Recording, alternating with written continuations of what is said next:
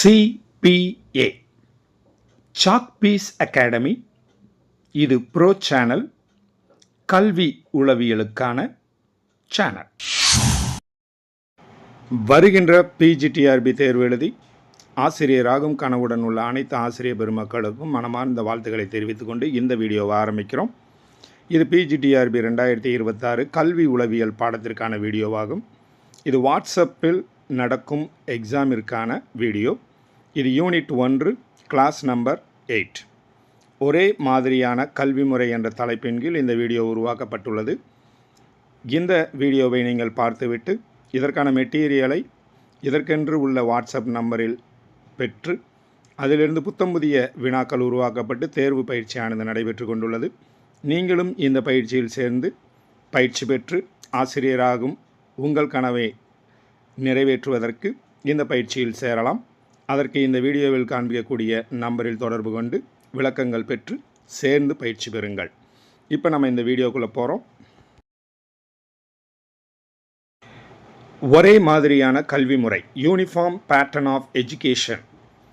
நம்ம இந்தியாவில் ஒரே மாதிரியான கல்வி முறை அப்படின்ற தலைப்பின் கீழே எப்படி நம்மளுடைய கல்வி முறை இருக்கிறது என்பதை இந்த வீடியோவில் பார்க்க போகிறோம்.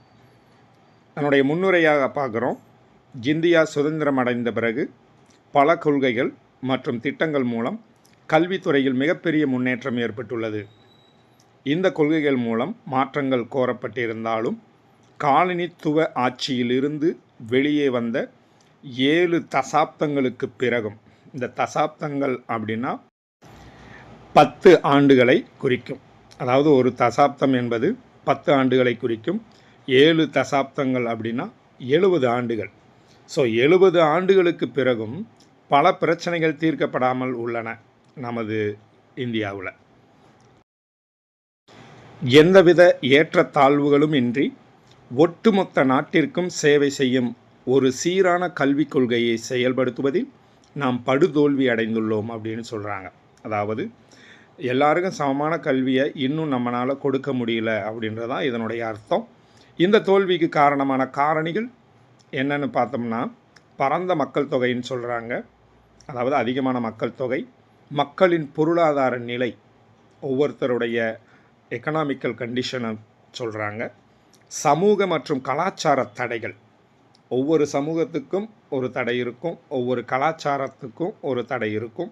மற்றும் அதிகாரத்துவம் யார் கையில் இருக்கோ அவங்க நினச்சது தான் நம்ம நாட்டில் நடைபெற்று கொண்டிருக்கிறது. ஸோ இந்த மாதிரியான காரணங்கள் இன்னும் நம்ம நாட்டில் கல்வி முறையை பாதிச்சுக்கிட்டு தான் இருக்குன்னு சொல்கிறாங்க.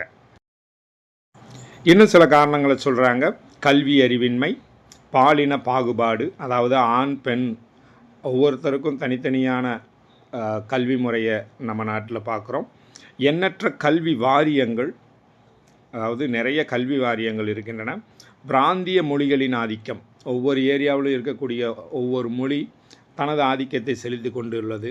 இந்த மாதிரியான காரணங்களும் உள்ளன. ஒரு பொதுவான அமைப்பை உருவாக்க அரசியல் தலைவர்களின் எதிர்ப்பு. இப்போ ஒரு பொதுவான இதை கொண்டு வர்றாங்கன்னா அரசியல் தலைவர்கள் அதை எதிர்க்கிறாங்க. அப்புறம் பார்த்திங்கன்னா வாக்கு வங்கி அரசியல், வாக்குக்காக நல்ல திட்டங்களை எதிர்ப்பது, இந்த மாதிரியான விஷயங்கள் நடந்து கொண்டே இருக்கின்றன. ஆகியவை இந்தியாவை உலகின் கல்வி அறிவு நாடுகளின் பட்டியலிட அனுமதிக்காத காரணிகளாக உள்ளன அப்படின்னு சொல்கிறாங்க. அதாவது கல்வி அறிவு நாடுகள் அப்படின்னு நிறைய நாடுகள் இருக்கின்றன. அதில் நம்ம இந்தியாவை வரவிடாமல் தடுத்து கொண்டே இருப்பது மேற்கண்ட காரணிகள் எல்லாம் தான். இந்த ஆய்வறிக்கை செயல்படுத்தப்பட்ட கல்விக் கொள்கைகளை பகுப்பாய்வு செய்வதற்கும் இந்தியாவில் கல்வி முறையை மாற்றி அமைப்பதில் அவற்றின் பங்கை மதிப்பிடுவதற்கும் ஆகும். ஸோ இந்த தலைப்பின் கீழே ஏன் இதை கொண்டு வர்றாங்க அப்படின்னா, இந்த ஆய்வறிக்கை சமர்ப்பிக்கும் பொழுது இதிலிருந்து கல்வி முறையில் என்ன ஒரு முன்னேற்றத்தை ஏற்படுத்துவது அப்படின்ற ஒரு விஷயத்தை நம்மளால் அறிந்து கொள்ள முடியும். நாடு தழுவிய பொது கொள்கையின் மூலம், அதாவது நம்ம நாட்டுக்குள்ளே இருக்கக்கூடிய அனைவருக்கும் பொதுவான ஒரு கொள்கையின் மூலமாக தரமான உலகளாவிய கல்வியை மேம்படுத்த வேண்டியதன் அவசியத்தையும் இது ஆராயும். அதாவது இந்த மாதிரியான ஆராய்ச்சி விஷயங்கள் நம்ம நாட்டில் கல்வியை எப்படி முன்னேற்றி கொண்டு வருவது அப்படின்ற விஷயத்துக்கான ஒரு கொள்கையை வகுப்பதில் பயன்பாடு உள்ளதாக அமையும். இப்போ அதுபடி பார்த்தோம்னா இந்திய கல்வியில் காலனித்துவ கடந்த காலத்தின் தாக்கம், கடந்த காலத்தில் காலனித்துவம் எப்படி நம்ம கல்வி முறையை பாதிச்சிருந்ததுன்றதை முதல்ல பார்க்க போகிறோம். ஏன்னா ஆங்கில ஆட்சியாளர்கள் இருந்தாங்க. அதுக்கு முன்னாடி ஒவ்வொரு வெளிநாட்டுக்காரர்களுடைய ஆட்சியின் கீழையும் நம்மளுடைய கல்வி முறை எப்படி இருந்ததுன்றதை பற்றி பார்க்க போகிறோம். 1835ஆம் ஆண்டில் மெக்காலே இந்தியாவில் ஆங்கில கல்வியை அறிமுகப்படுத்தினார். இது ரொம்ப முக்கியமான ஒரு வருடம், இதை மைண்டில் வச்சுக்கோங்க. 1835ஆம் ஆண்டில் மெக்காலே ஆங்கில கல்வியை ஊக்குவிப்பதற்காக நிறைய விஷயங்களை செஞ்சார். இது இந்தியர்களுக்கு கல்வி கற்பிக்கும் நோக்கத்துடன் அல்ல. அவர் ஆரம்பித்த அந்த கல்வி கல்வி கற்பிக்கும் நோக்கத்துடன் ஆரம்பிக்கலை, மாறாக நிர்வாகத்தை எளிதாக்க இடைத்தரகர்களாக செயல்படும் ஆங்கிலமயமாக்கப்பட்ட இந்தியர்களை உருவாக்குவதே ஆகும். அவருடைய கல்வி முறை எதுக்காக கொண்டு வந்தாருன்னா, இங்கே இருக்கிறவங்கள ஆங்கிலப்படுத்திட்டோம்னா, அதாவது ஆங்கிலத்தில் அறிவை கொடுத்துட்டோம்னா, அவங்கள இடைத்தரகர்களாக பயன்படுத்தி இந்தியர்களை வச்சே இந்தியர்களை ஆள்வது எப்படின்றதை கண்டுபிடிக்கிறதுக்கு தான் அவர் அந்த முறையை அறிமுகப்படுத்தினார் அப்படின்னு சொல்கிறாங்க.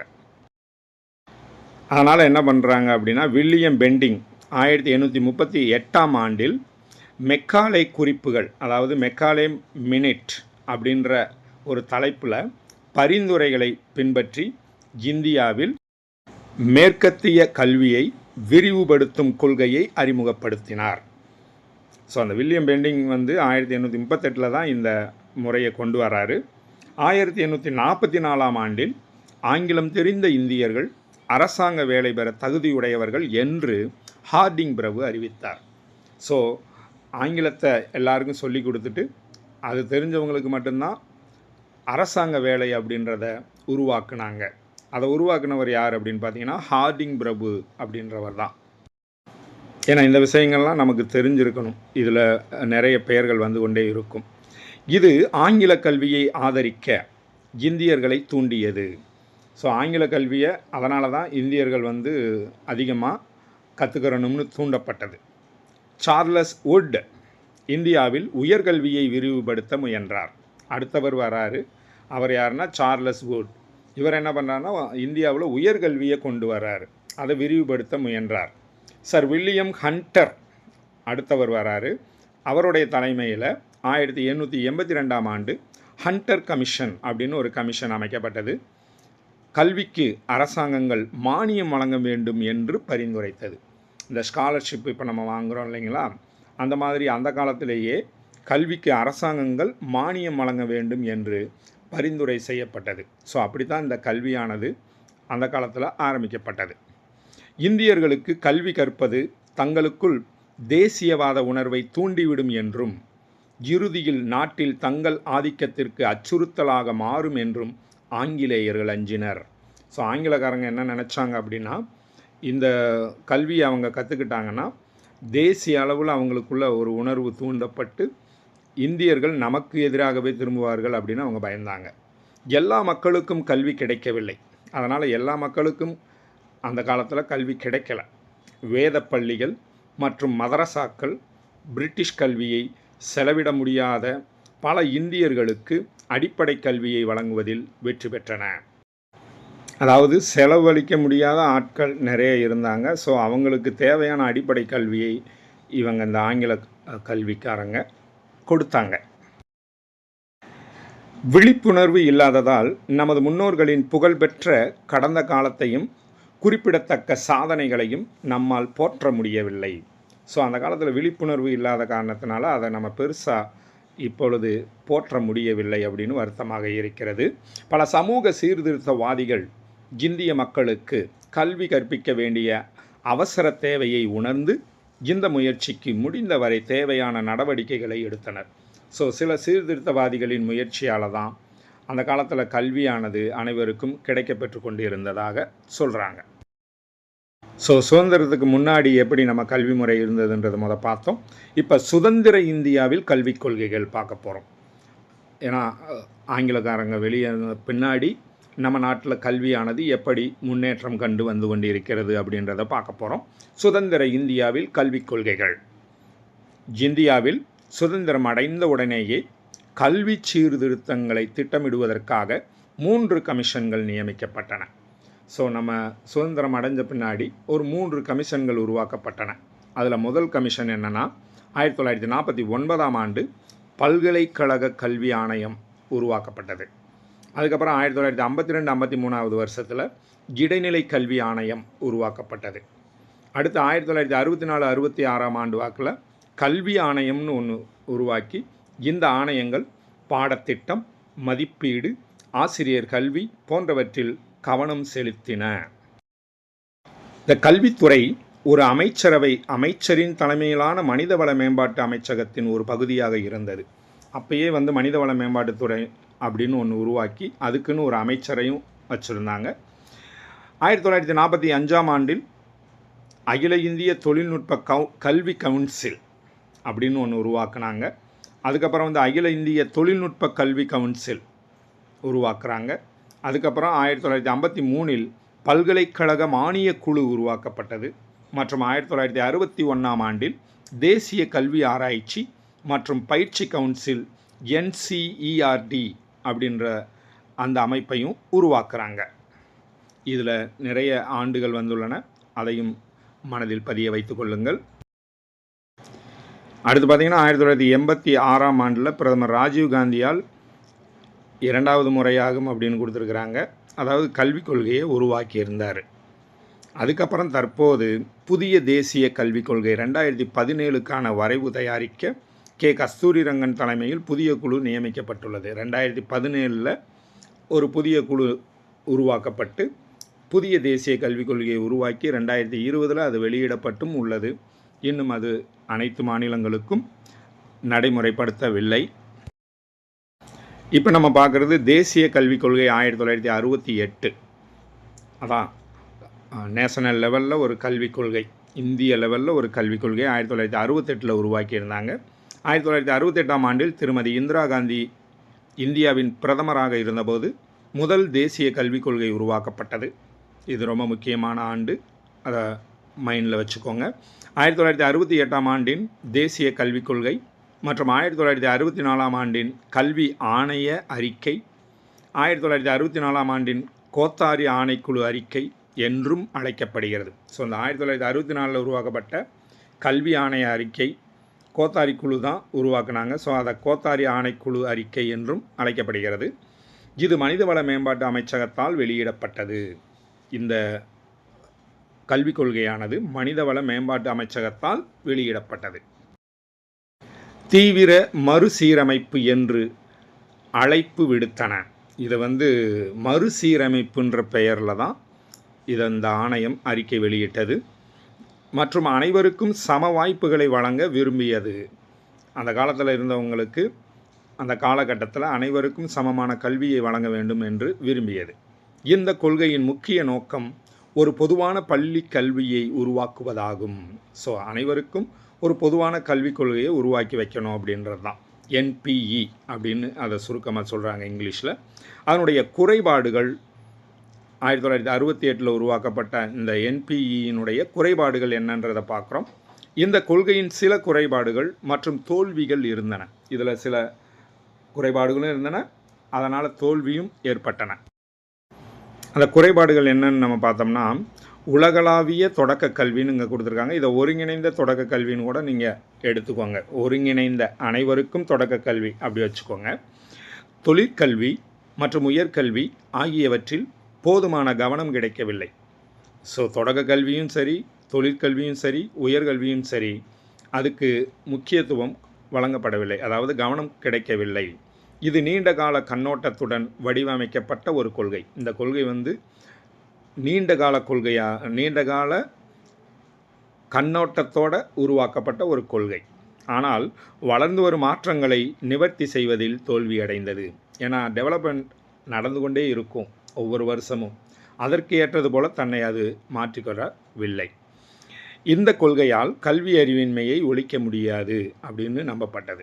ஸோ இந்த கொள்கையை வச்சுக்கிட்டு கல்விக் கொள்கையை நம்மளால் கொண்டு வர முடியாது. அதுதான் அதனுடைய தோல்வியாகவும் அமைந்தது. அடுத்து பார்த்திங்கன்னா தேசிய கல்விக் கொள்கை 1986. நம்ம ஏற்கனவே பார்த்தோம். இரண்டாவது கொள்கையாக இதை எடுத்துக்கிறாங்க. 1986 பிரதமர் ராஜீவ்காந்தியால் தொடங்கப்பட்டது. அதனால் இதை இரண்டாவது கல்விக் கொள்கைன்னு சொல்கிறாங்க. ஏற்றத்தாழ்வுகளை அகற்றுவதற்கும் கல்வி வாய்ப்புகளை சமப்படுத்துவதற்கும் சிறப்பு முக்கியத்துவம் அளிப்பது என்பது இந்த கல்விக் கொள்கையின் முக்கிய நோக்கமாகும். இது 1986 பிரதமர் ராஜீவ்காந்தி அவர்களால் தொடங்கப்பட்டது. மாற்றுத்திறனாளிகளுக்கான கல்வியில் சமத்துவமும் இந்த கொள்கையின் முக்கிய கவனம் செலுத்தும் பகுதிகளில் ஒன்றாகும் அப்படின்னு சொல்கிறாங்க. அதாவது மாற்றுத்திறனாளிகளுக்கான கல்வியில் சமத்துவம் இருக்கணும் அப்படின்றது ரொம்ப முக்கியமானதாக எடுத்துக்கொள்ளப்பட்டு இருக்கிறது இந்த கல்விக் கொள்கையில். அடுத்து பார்த்திங்கன்னா கரும்பலகை நடவடிக்கையும் தொடங்கப்பட்டது. அந்த காலத்தில் கரும்பலகை நடவடிக்கைன்னு ஒன்று கொண்டு வந்தாங்க. இந்த கொள்கையின் மூலம் பெண் குழந்தைகள் கல்விக்கு அதிக முக்கியத்துவம் அளிக்கப்பட்டது. ஸோ பெண்கள் நிறையா படிச்சுட்டு முன்னேறணும் அப்படின்னு சொல்லி இந்த காலகட்டத்தில் தான் இந்த நடவடிக்கை தொடங்கப்பட்டது, கரும்பலகை. இந்த கொள்கை திறந்த நிலை பள்ளி கல்வி முறை மற்றும் கிராமப்புற வளர்ச்சியையும் ஆதரித்தது. இந்த கொள்கை ஓப்பன் ஸ்கூல் அப்படின்னு சொல்லுவாங்க, திறந்த நிலை பள்ளி கல்வி, அந்த முறையும் ஆரம்பித்தாங்க. அதே மாதிரி கிராமப்புற வளர்ச்சியையும் ஆதரித்தது. என்பிஇ அதான் தேசிய கல்விக் கொள்கை 1986 குறைபாடுகள் அப்படின்னு நம்ம பார்க்க போகிறோம். இந்த தேசிய கல்விக் கொள்கை 1986 குறைபாடுகள் என்ன அப்படின்னு பார்த்தோம்னா, இந்த கொள்கையை அமல்படுத்திய பிறகும் கல்வி தொடர்பான பிரச்சனைகள் தீர்க்கப்படாமல் இருந்தன. ஸோ கல்வியில் இருக்கக்கூடிய எந்த பிரச்சனையும் தீர்க்க முடியலை. தொழில்முறை படிப்புகளில் சேருவதற்கான தலைமை கட்டணத்தை வசூலிப்பதற்கான வழிகாட்டுதல்களை அது வழங்கியதால், கட்டணம் வசூலிச்சுக்கலாம் அப்படின்னு சொன்னதுனால கட்டணம் செலுத்த முடியாத திறமையான மாணவர்களுக்கு இந்த படிப்புகளில் சேருவதற்கான வாய்ப்பு மறுக்கப்பட்டது. ஸோ கட்டணத்தை வச்சு விட்டாங்க. அதனால் அந்த கட்டணம் கட்ட முடியாத திறமையான மாணவர்களால் அந்த படிப்பை தொடர முடியவில்லை. அதுவும் மிகப்பெரிய குறைபாடாக சொல்லப்பட்டது. 1992 ஆண்டில் 1986 ஆண்டு தேசிய கல்விக் கொள்கையை PV நரசிம்மராவ் அரசு மாற்றி அமைத்தது. இது ரொம்ப முக்கியமான ஒரு மாற்றம். ஏன்னா 1992 வருஷத்தில் PV நரசிம்மராவ் அவர்கள் என்ன பண்ணார்னா, 1986 வெளியிடப்பட்ட அந்த கல்விக் கொள்கையை மாற்றி அமைச்சார். பின்னர் 2005 ஆண்டில் பிரதமர் மன்மோகன் சிங்கின் அரசாங்கம் குறைந்தபட்ச பொது திட்டத்தை அப்படின்ற ஒரு தலைப்பின் கீழே அவங்க உருவாக்கின அந்த கொள்கையை அங்கீகரித்தது. மன்மோகன் சிங் அரசாங்கம் தான் அதை அங்கீகரித்தது. தொழில்முறை கல்லூரிகளில் சேருவதற்கான பொது நுழைவுத் தேர்வுகள் இந்த சீர்திருத்தங்களின் முக்கிய நிகழ்ச்சி நிரலாக இருந்தன. அப்போயே என்ட்ரன்ஸ் எக்ஸாமை கொண்டு வந்திருந்தாங்க இந்த மன்மோகன் சிங் அரசாங்கத்தில் தான். தற்போது 2017 ஆண்டில் மனிதவள மேம்பாட்டு அமைச்சகம் விண்வெளி விஞ்ஞானி கிருஷ்ணசாமி கஸ்தூரிரங்கன் தலைமையில் புதிய 9 பேர் கொண்ட குழுவை நியமித்துள்ளது. மனிதவள மேம்பாட்டுத்துறை அமைச்சர் பிரகாஷ் ஜவடேகர் அப்பொழுது 2017 அவர் இருந்தார். அப்பொழுது இந்த குழுவை அமைச்சிருந்தாங்க. அவருடைய தலைமையிலான பயனுள்ள கல்விக் கொள்கையின் மூலம் இந்திய கல்வியை மறுசீரமைக்க வேண்டும் அப்படின்னு தான் அந்த குழுவை உருவாக்கியிருந்தாங்க 2017 வருஷத்தில். ஸோ இந்த மாதிரி சுதந்திரத்திற்கு பின்னராக நமது கல்வி முறையானது பல்வேறு மாறுதலை அடைந்து வந்திருக்கிறது. இதுக்கப்புறம் நம்ம என்ன பார்க்க போகிறோம்னா, பொதுவான கொள்கையை உருவாக்குவதில் உள்ள கொள்கை சிக்கல்களை பற்றி பார்க்க போகிறோம். பொதுவான கல்வி முறையை நம்ம உருவாக்குறோம் அப்படின்னா எல்லாருக்கும் அது பொதுவாக அமைக்க முடியுமா அப்படின்னா அதில் என்னென்ன சிக்கல்கள் இருக்குன்றதை நம்ம ஒவ்வொரு பாயிண்ட்டாக பார்க்க போகிறோம். இந்தியா போன்ற பன்முகத்தன்மை கொண்ட நாட்டில் ஒரு பொதுவான கொள்கையை செயல்படுத்துவது குறித்த பொதுவான முடிவுக்கு வருவது தீர்க்கப்படாத பிரச்சனையாக உள்ளது. அதில் ஏகப்பட்ட பிரச்சனைகள் இருந்து கொண்டே தான் இருக்கிறது. இந்த நிலைமைக்கு பல காரணிகள் உள்ளன. இதுக்கு காரணங்கள் சொன்னோம்னா ஏகப்பட்ட காரணங்கள் சொல்லலாம். அதில் சிலவற்றை தான் நம்ம இந்த வீடியோவில் பார்க்க போகிறோம். முதல் பாயிண்ட்டை பார்க்குறோம். இந்தியாவில் ஏராளமான கல்வி வாரியங்கள் உள்ளன அப்படின்னு சொல்கிறாங்க. நிறைய கல்வி வாரியங்கள் உள்ளன, நிறைய சங்கங்கள் மாதிரி நிறைய கல்வி வாரியங்கள் உள்ளன. அவற்றில் சில நாடு முழுவதும் பரவலாக உள்ளன. அதில் பல வாரியங்கள் நாடு முழுக்க இருக்கின்றன. அதே நேரத்தில் மாநில வாரியங்கள் பிராந்திய மொழிகளுக்கு அதிக முக்கியத்துவம் அளிக்கும் குறிப்பிட்ட மாநிலங்களுக்கு மட்டுப்படுத்தப்பட்டுள்ளன. உள்ளாட்சி வாரியங்கள் மட்டுமின்றி சர்வதேச வாரியங்களும் நவீன காலத்தில் முக்கியத்துவம் பெற்றுள்ளன. இப்போ ஒவ்வொரு கிராம பகுதியிலும் இருக்கக்கூடிய அந்த வாரியம், நம்ம தமிழ்நாடு மின்சார வாரியம் அப்படின்னு சொல்லுவோம். இப்படி நிறைய வாரியங்கள் இருக்கின்றன. அந்த மாதிரி உள்ளாட்சி வாரியங்கள் மட்டுமின்றி சர்வதேச அளவுலையும் பல வாரியங்கள் நவீன காலத்தில் முக்கியத்துவம் பெற்றுள்ளன.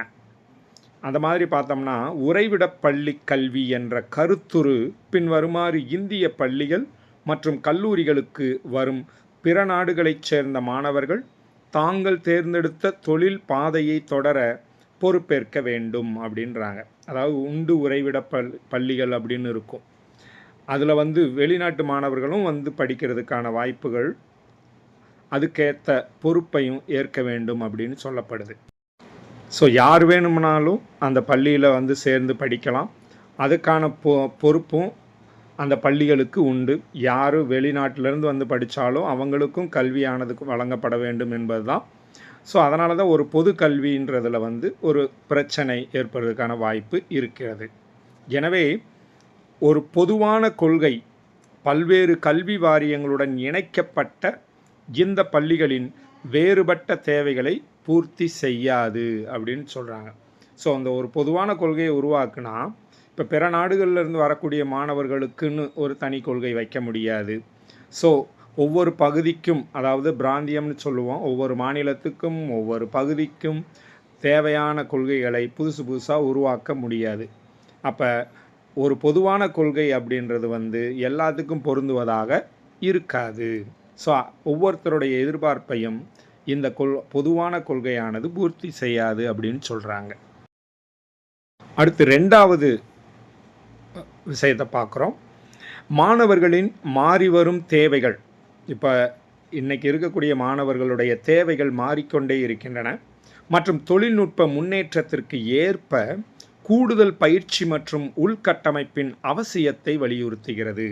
ஸோ அவங்களுக்கு ஏற்ற மாதிரி உள்கட்டமைப்பு வசதிகளையும் அதிகரிக்க வேண்டும், அதே மாதிரி தொழில்நுட்ப முன்னேற்றத்தையும் அதிகரிக்க வேண்டும் அப்படின்றது ரொம்ப முக்கியமானதாக கருதப்படுகிறது.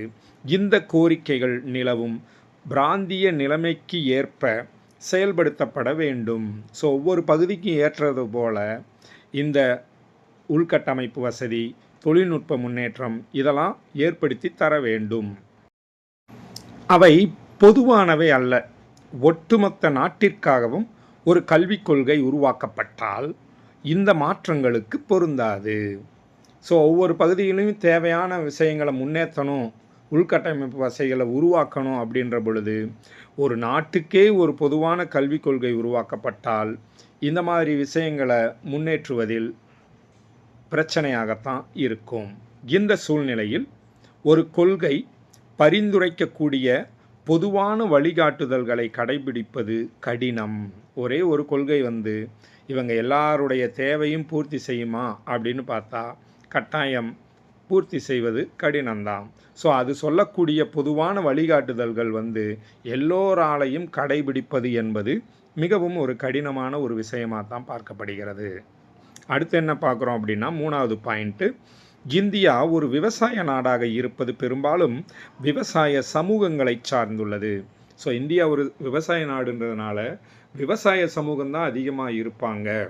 இந்த பகுதிகளில் கல்வி முதன்மையாக அடிப்படை தேவைகளில் கவனம் செலுத்துகிறது.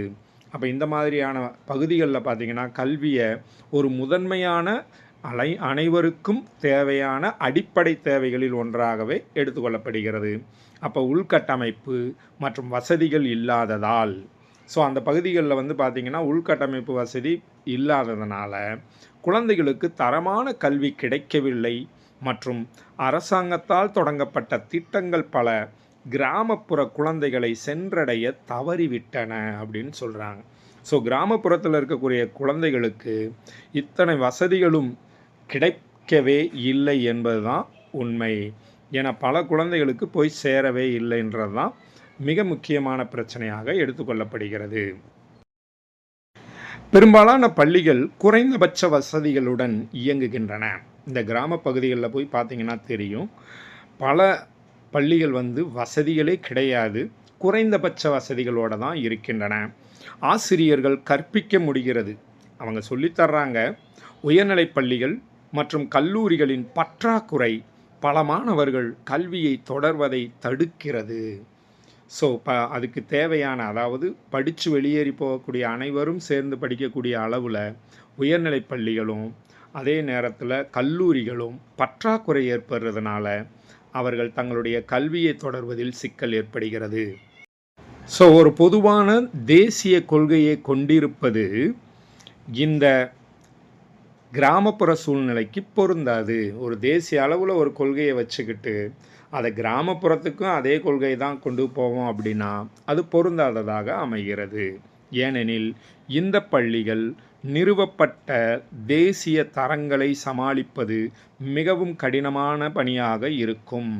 இந்த கிராமப்புறத்தில் இருக்கக்கூடிய பள்ளிகள் பார்த்திங்கன்னா தேசிய தரங்களை சோதித்து பார்த்தோம்னா அந்த அளவுக்கு தரமானதாக இருப்பதில்லை. அப்போ அந்த நகர்ப்புறங்களில் கிடைக்கக்கூடிய அதே வசதியை கிராமப்புறங்களிலும் கொண்டு வர முடியும்னா, இப்போ ஃபார் எக்ஸாம்பிள் இன்டர்நெட் எடுத்திங்கன்னா எல்லா பள்ளிகளிலும் கொண்டு வர்றதில் சிரமம் இருக்கிறது. ஏன்னா வயர்லெஸ்ஸாக நம்ம கொண்டு போகிற பொழுது அது நமக்கு இன்டர்நெட்டோட ஸ்பீடோ அல்லது இன்டர்நெட்டோட கனெக்ஷனோ அவ்வளவு தெளிவாக கிடைக்கும் அப்படின்னு சொல்ல முடியாது. ஸோ கிராமப்புறங்களில் கிடைக்கிறது ரொம்ப கஷ்டம் அப்படின்னு சொல்கிறாங்க. அடுத்து 4வது பாயிண்ட் பார்க்குறோம். நாடு முழுவதும் ஏராளமான தனியார் நிறுவனங்கள் உருவாகியுள்ளன. ஸோ தனியார் நிறுவனங்களை பற்றி இதில் பார்க்குறோம். இந்த நிறுவனங்கள் பல்வேறு பாடங்களை தேர்வு செய்கின்றன. அவங்களுக்கு தேவையான பாடங்களை அவங்களே தயார் செய்து அவங்க பாடங்களை தேர்வு செய்து நடத்துகிறார்கள். மற்றும் மாணவர்களுக்கு பயிற்சி அளிக்க பயிற்சி பெற்ற ஆசிரியர்களை நியமிக்கின்றன. அந்த தனியார் பள்ளிகள் என்ன பண்ணுறாங்கன்னா நல்ல பயிற்சி பெற்ற ஆசிரியர்களை நியமிக்கிறாங்க.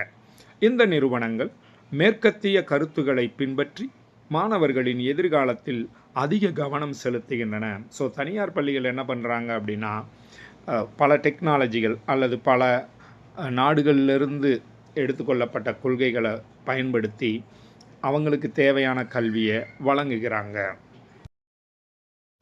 இந்த நிறுவனங்கள் உள்கட்டமைப்பு வசதிகளை வழங்குவதற்காக பெருமளவில் முதலீடு செய்வதால், ஸோ அந்த பள்ளிக்கூடங்கள் பார்த்திங்கன்னா இந்த தனியார் பள்ளிகள் நிறைய இன்வெஸ்ட்மெண்ட் பண்ணி அவங்களுடைய பள்ளிகளை உள்கட்டமைப்பு வசதிகளை அதிகப்படுத்திக்கிறாங்க. அவர்கள் அதிக பயிற்சி கட்டணத்தை வசூலிக்க வேண்டிய கட்டாயத்தில் உள்ளனர். ஸோ அவங்கள அதை மெயின்டைன் பண்ணுறதுக்காக அதிக கட்டணங்களையும் அவர்கள் வசூல் பண்ண வேண்டிய அவசியம் ஏற்படுகிறது. மேலும் அவர்கள் ஆசிரியர்களுக்கு அதிக கட்டணம் செலுத்த வேண்டும், அதாவது ஆசிரியர்களுக்கு அதிக சம்பளம் கொடுக்க வேண்டும். அதற்கும் அந்த மாணவர்கள்கிட்ட இருந்து தான் கட்டணம் வசூலிக்க வேண்டும் என்று எதிர்பார்க்கப்படுகிறது. அரசாங்கத்தால் செயல்படுத்தப்படும் எந்த ஒரு பொதுவான கொள்கையும் தங்கள் சொந்த விதிமுறைகள் மற்றும் நடைமுறைகளை பின்பற்ற வேண்டிய கட்டாயத்தில் உள்ள இந்த நிறுவனங்களுக்கு ஏற்றுக்கொள்ளப்படாது. ஸோ இந்த தேசிய கல்விக் கொள்கை அப்படின்னு சொல்லக்கூடிய அந்த கொள்கையானது நாடு முழுக்க பயன்படுத்தப்படும்னா இந்த தனியார் நிறுவனங்களுக்கு அதை பயன்படுத்துறதுல சிரமங்கள் ஏற்படலாம். அதனால் பொதுவான தேசிய கொள்கையும் ஒட்டுமொத்த நாட்டிற்கும் ஒரு தரப்படுத்தப்பட்ட விதிமுறைகளை வழங்க வேண்டும். மேலும் அத்தகைய தனியார் நிறுவனங்கள் தங்கள் எதிர்பார்ப்புகளுக்கு ஏற்ப விதிமுறைகளை சாதகமாக நீர்த்து போகச் செய்ய முயற்சிக்கும். இப்போ அந்த நிறுவனங்கள் இருக்குது, தனியார் நிறுவனங்கள், அந்த தனியார் பள்ளி கல்லூரிகள் இருக்குன்னா அவைகள் தங்களுக்கு ஏற்றது போல அந்த விதிமுறைகளையோ கொள்கைகளையோ மாற்றியமைப்பதற்கு தான் முயற்சி செய்வாங்களே ஒழிய அவங்க சொல்கிறத அப்படியே அவங்க ஃபாலோ பண்ணுறதுக்கான வாய்ப்புகள் ரொம்ப ரொம்ப குறைவு தான். அடுத்த 6வது பாயிண்ட் பார்க்குறோம். இந்தியாவில் இடஒதுக்கீடுன்னு ஒன்று இருக்குது. மற்றும் இடஒதுக்கீட்டு முறை அனைத்து கல்வி நிறுவனங்களிலும் ஊடுருவியுள்ளது. ஸோ கோட்டா சீட் அப்படின்னு சொல்லக்கூடிய அந்த இடஒதுக்கீடு எல்லா நிறுவனங்களிலுமே அனைத்து கல்வி நிறுவனங்களிலுமே இருக்கிறது. இந்தியாவின் ஒவ்வொரு மாநிலத்திலும் இருமொழி மற்றும் இரு கலாச்சார கல்வியை ஆதரிக்கும் உள்ளூர் சமூகங்கள் மற்றும் பழங்குடியினர் உள்ளனர். அதாவது ஒவ்வொரு மாநிலத்திலும் அவங்கவங்க உள்ளூருக்குள்ளே இருக்கிறவங்களுக்கு ஏற்றது போல் அந்தந்த சமூகங்கள் ஆதரிக்கக்கூடிய இரு கலாச்சார கல்வி முறைகள் இருக்கும், இரு மொழிகள் இருக்கும். இப்படி வெவ்வேறு வகையில் ஒவ்வொரு மாநிலத்திலும் பின்பற்றப்படுவதனால இந்த கல்விக் கொள்கை, பொதுவான கல்விக் கொள்கையை பயன்படுத்துறது ரொம்ப சிரமத்தை ஏற்படுத்தத்தான் செய்யும். அடுத்து பார்த்திங்கன்னா, அந்த உள்ளூர் பழங்குடி மொழி மற்றும் கலாச்சாரத்தை பள்ளியின் வழக்கமான பாடத்திட்டத்தில் ஒருங்கிணைப்பது ஒரு முக்கிய சவாலாகும். ஸோ எல்லா மொழியையும் பேசக்கூடிய அல்லது ஒரு குறிப்பிட்ட மாநிலத்தில் பேசக்கூடிய மொழிக்காரங்களுக்கு இந்த பொதுவான கொள்கைகளை கொண்டு போய் சேர்க்கறது பெரிய சவாலாகத்தான் இருக்கும். ஏன்னா ஒருங்கிணைத்து சொல்லிக் கொடுக்கறதுன்றது ரொம்ப கஷ்டமாகத்தான் இருக்கும். இப்போ பொருத்தமான பாடத்திட்ட பொருட்கள் மற்றும் கற்பித்தல் முறைகள் உருவாக்கப்பட வேண்டும். இப்போ அதுக்கு ஏற்றது போல் பாடத்திட்ட பொருட்கள் சிலபஸ் இருக்கணும், கற்பித்தல் முறைகளும் உருவாக்கப்பட வேண்டும். எல்லாருக்கும் பொதுவான ஒரு கற்பித்தல் முறைகளை உருவாக்கணும். அப்படி உருவாக்க முடியுமானா நிச்சயம் முடியாது. அப்போ தொழிற்கல்விக்கு அதிக முக்கியத்துவம் அளிக்கப்பட வேண்டும். ஒவ்வொரு மாநிலத்திலையும் தொழிற்கல்வி முக்கியத்துவம் கொடுக்கப்பட வேண்டும் அப்படின்றது ரொம்ப முக்கியமானது. இப்போ மற்ற நிறுவனங்களில் இடஒதுக்கீட்டு கொள்கைகள் அவர்களின் தேவைக்கு ஏற்ப பின்பற்றப்படுகின்றன. இப்போ மற்ற நிறுவனங்களில் போய் இடஒதுக்கீடை ஃபாலோ பண்ணுங்க அப்படின்னு சொன்னோம்னா அவங்களுக்கு எது சாதகமாக இருக்கோ அதை தான் அவங்க பின்பற்றுவாங்க. இந்தியாவின் உயர்கல்வி முறையில் வரலாற்று ரீதியாக பின்தங்கிய பட்டியல் சாதியினர் மற்றும் பட்டியல் பழங்குடியினர் மற்றும் பிற பிற்படுத்தப்பட்ட வகுப்பினருக்கு உறுதியான செயல் கொள்கைகளின் கீழ் கணிசமான எண்ணிக்கையிலான இடங்கள் ஒதுக்கப்பட்டுள்ளன. பல்கலைக்கழகங்கள், கல்லூரிகள் மற்றும் மத்திய அரசுடன் இணைக்கப்பட்ட பிற நிறுவனங்களில் அதிகபட்சம் 50% இடஒதுக்கீடு உள்ளது. இதுபோன்ற சூழ்நிலைகளில் ஒரு பொதுவான கல்விக் கொள்கை பலனளிக்காது. ஸோ 50% இடஒதுக்கீடு வரைக்கும் ஒவ்வொரு நிறுவனங்கள்லையும் இருக்கிற பொழுது பொதுவான ஒரு கல்விக் கொள்கை என்பது எல்லா இடத்துலையும் நம்ம செயல்படுத்துறது முடியாத காரியமாக இருக்கிறது. இப்போ 7வது பாயிண்ட் பார்க்குறோம். கல்லூரிகள் மற்றும் பல்கலைக்கழகங்கள் பின்பற்றும் சேர்க்கை முறைகளும் வேறுபட்டவை. ஒவ்வொரு இதுலையும் பார்த்திங்கன்னா அட்மிஷன் போடுறதும் வேறுபட்டவையாக தான் இருக்கின்றன. இப்போ தனியார் கல்வி நிறுவனங்களில் பல்வேறு நடைமுறைகள் பின்பற்றப்படுகின்றன.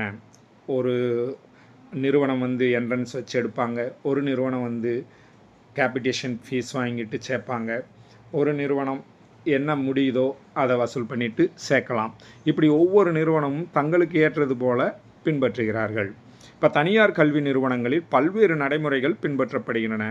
அரசு பள்ளிகள் மற்றும் கல்லூரிகளில் பின்பற்றப்பட வேண்டிய தரப்படுத்தப்பட்ட விதிமுறைகள் இருந்தாலும் தெளிவு இல்லாதது குழப்பங்களுக்கு வழிவகுக்கிறது மற்றும் எந்த ஒரு கொள்கையும் அதன் முக்கியத்துவம் பெறுவதில்லை.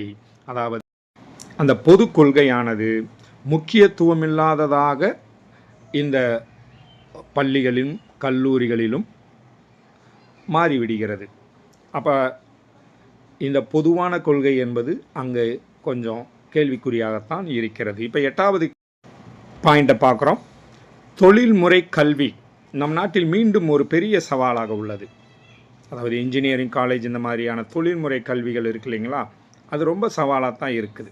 எந்த ஒரு மருத்துவம் அல்லது பொறியியல் கல்லூரியிலும் சேர்க்கை பெற ஒரு பொது நுழைவுத் தேர்வு அரசாங்கத்தால் அறிவிக்கப்படும் போது பலரின் எதிர்ப்பு சாதகமாக செயல்படுத்த அனுமதிக்காது. அதாவது பல மாநிலங்களில் அந்த என்ட்ரன்ஸை எதிர்க்கத்தான் செய்வாங்க. ஏன்னா நம்ம தமிழ்நாடும் இன்னும் அதற்காக போராடி கொண்டு தான் இருக்கிறது. ஸோ என்ட்ரன்ஸ்னு வரும்பொழுது எல்லா மாநிலங்களும் அதை ஏற்றுக்கொள்வார்கள் என்பது முடியாத காரியம். சில சமயங்களில் அரசின் இத்தகைய முடிவு அரசியல் திருப்பத்தை ஏற்படுத்தி சில மாநிலங்களில் அரசியல் கட்சிகளின் விமர்சனங்களை எதிர்கொள்வது துரதிர்ஷ்டவசமானது.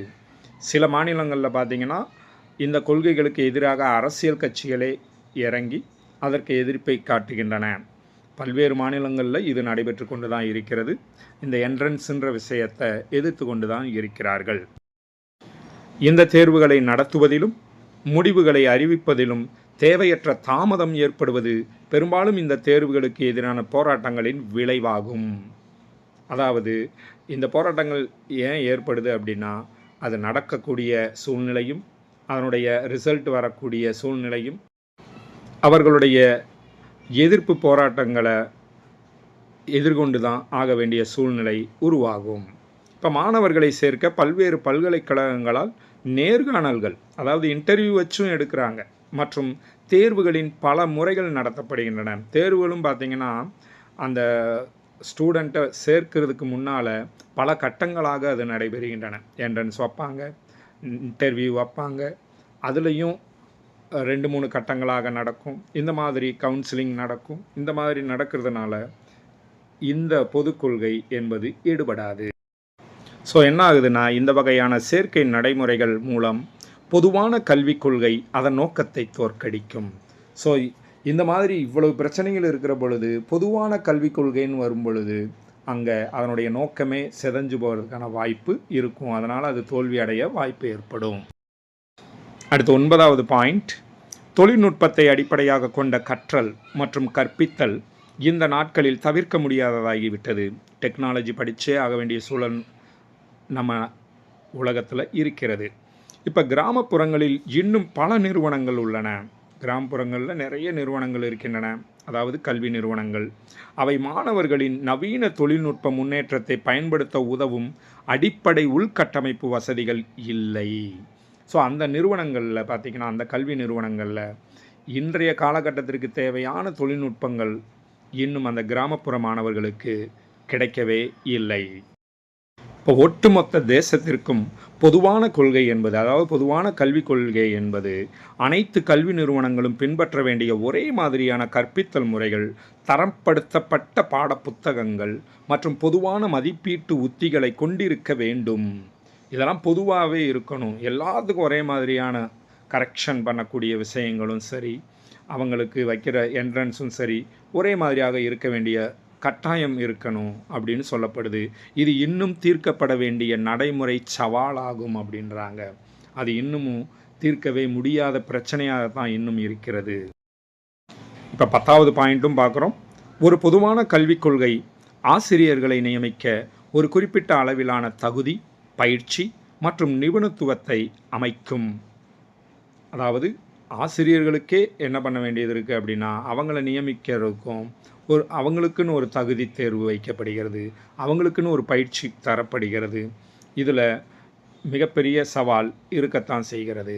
இப்போ கல்வி நிறுவனங்கள் சம்பளம், ஓய்வு சலுகைகள், விடுப்பு விதிகள் மற்றும் பிற வசதிகளை வழங்குவதில் ஒரே மாதிரியான விதிமுறைகளை பின்பற்ற வேண்டும். ஏன்னா பொதுவான கல்விக் கொள்கைன்னு வந்துருச்சுன்னா எல்லாருக்கும் ஒரே மாதிரியான கொள்கைகளைத்தான் வகுக்க வேண்டியது இருக்கும். ஒவ்வொரு நிறுவனமும் கொடுக்கக்கூடிய சம்பளம் ஒரே மாதிரியாக வைக்க முடியுமானா அங்கே கேள்விக்குறி தான். அதே மாதிரி இந்த விஷயங்கள்லாம் பொதுவாக இருக்கணும் அப்படின்னு எதிர்பார்க்கப்படுகிறது. ஆனால் நாடு முழுவதும் இது போன்ற முறைகள் பின்பற்ற முடியாது. ஸோ எல்லாருக்கும் ஒரே சம்பளம், எல்லாருக்கும் ஒரே மாதிரியான விடுப்பு விதிமுறைகள் இந்த மாதிரிலாம் வைக்க முடியுமானா முடியவே முடியாது. ஏன்னா ஒவ்வொரு மாநிலத்திற்கென்று ஒரு விடுமுறை விடுவாங்க, அவங்களுக்குன்னு ஒரு விதிமுறைகள் இருக்கும். ஸோ இந்த ஒரே மாதிரியான கல்விக் கொள்கைன்றது ரொம்பவும் சவாலான ஒரு விஷயமாக தான் இருக்கிறது. அடுத்து பார்த்திங்கன்னா, சீர்திருத்தங்கள் மற்றும் மாற்றங்களுக்காக இன்னும் பிரச்சனைகள் காத்திருக்கின்றன. இன்னும் அதில் நிறைய சீர்திருத்தங்களை ஏற்படுத்தணும், சில மாற்றங்களையும் ஏற்படுத்தணும். அதுக்காகத்தான் இந்த கல்விக் கொள்கையானது வெயிட் பண்ணி கொண்டு இருக்கின்றன. இன்னும் 11வது பாயிண்ட் பார்க்குறோம். கல்வி எந்தவித பாகுபாடும் இல்லாமல் அனைவரையும் சென்றடைவதை உறுதி செய்வதற்காக அரசாங்கத்தால் பல திட்டங்கள் செயல்படுத்தப்படுகின்றன. நம்ம எல்லாருக்கும் தெரியும், மாவட்ட தொடக்க கல்வி திட்டம், டிஸ்ட்ரிக்ட் பிரைமரி எஜுகேஷன் ப்ரோக்ராம் அப்படின்னு சொல்லக்கூடிய டிபிஇபின்னு சொல்லக்கூடியது. அப்புறம் பார்த்திங்கன்னா சர்வ சிக்ஷா அபியான் ஏற்கனவே இருந்தது. அப்புறம் சமக்ர சிக்ஷா அபியான் அப்படின்னு அது மாறி இருக்குது. அடுத்து பார்த்திங்கன்னா கல்வி உரிமைன்னு கொண்டு வந்திருக்கிறாங்க, ஆர்டிஇ, ரைட் டு எஜுகேஷன் அப்படின்னு கொண்டு வந்திருக்கிறாங்க. அடுத்து தொடக்க அளவில் பெண் கல்விக்கான தேசிய திட்டம் அப்படின்னு ஒரு திட்டம் கொண்டு வந்திருக்காங்க, national programme for education of girls at elementary level, NPEGEL அப்படின்ற ஒரு திட்டம் கொண்டு வந்திருக்காங்க. அப்புறம் ராஷ்ட்ரிய மத்தியமிக் சிக்ஷா அபியான் சொல்லக்கூடிய ஆர்எம்எஸ்ஏ, இதை பற்றி நம்ம ஏற்கனவே ஒரு வீடியோவில் பார்த்துருக்கோம். அடுத்து பார்த்திங்கன்னா மதிய உணவு திட்டம் போன்றவை சில முக்கிய திட்டங்களாகும். ஸோ இந்த மாதிரியான கொள்கைகள் முறையாக செயல்படுத்தப்படாததால் இந்த வருங்கால திட்டங்கள் அனைத்து மக்களையும் சென்றடைவதில்லை. இப்போ மேற்கண்ட இந்த திட்டங்கள் எல்லாம் எல்லாருக்கும் சென்று அடைந்து விட்டதா அப்படின்னு பார்த்தா சென்றடையவில்லை அப்படின்னு எடுத்துக்கலாம். இப்போ கல்வி உரிமை சட்டம் என்றும் அழைக்கப்படுகிறது. இப்போ கல்வி உரிமை சட்டம்னு ஒன்று இருக்குது. இது ஆகஸ்ட் 4ஆம் தேதி 2009 அன்று இயற்றப்பட்ட இந்திய நாடாளுமன்றத்தின் சட்டமாகும். இந்த ரைட் டு எஜுகேஷன் அப்படின்ற RTEன்னு சொல்லக்கூடியது இது 2009 தான் கொண்டு வரப்பட்டது. இது இந்திய அரசியலமைப்பின் பிரிவு 21A கீழ் இந்தியாவில் 6 முதல் 14 வயதுக்குட்பட்ட குழந்தைகளுக்கு இலவச மற்றும் கட்டாய கல்வியின் முக்கியத்துவத்தை விவரிக்கிறது இந்த சட்டம். இருப்பினும் இந்த உரிமை மீறப்படும் போது இன்னும் தீர்வு பொறிமுறை இல்லை அப்படின்னு கொடுத்துருக்குறாங்க. தீர்வு கிடைக்கவில்லை அப்படின்றாங்க. அதாவது இந்த உரிமை கொடுக்கப்படாமல் பல மாணவர்கள் வேலைக்கு போகிறதும் நடந்து கொண்டு தான் இருக்கிறது. ஸோ எல்லாருக்கும் 6 முதல் 14 வயது வரைக்கும் இருக்கிறவங்களுக்கு கட்டாய கல்வின்னு சொல்கிறோம். ஆனால் கட்டாய கல்வி வழங்கப்படுகிறதா அப்படின்றது கேள்விக்குறி தான்.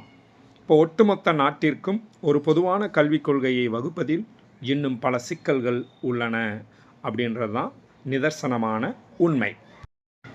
இப்போ இந்த வீடியோவிலிருந்து உங்களுக்கு ஓரளவுக்கு புரிஞ்சிருக்கும்னு நம்புகிறோம். ஏன்னா பொதுவான கல்விக் கொள்கை என்பது நிறைய சிக்கல்களை கொண்டதாகத்தான் இன்னும் இருக்கிறது. நம்ம நாட்டில் எப்படி கல்வி திட்டமானது செயல்பட்டு கொண்டிருக்கிறது என்பதை பற்றி தான் இந்த வீடியோவில் விளக்கியிருந்தோம். இது போன்ற ஒவ்வொரு தலைப்பிற்கும் ஏற்ற வீடியோ இன்னும் பல வெளிவர உள்ளன. அதனை நீங்கள் நன்றாக கற்றுக்கொண்டு அடுத்து வர உள்ள PGTRB தேர்வை எழுதி நீங்களும் ஆசிரியராகி உங்கள் கனவை நனவாக்குங்கள். மனமார்ந்த வாழ்த்துக்களுடன் உங்கள் சாக்பீஸ் அகாடமி. நன்றி.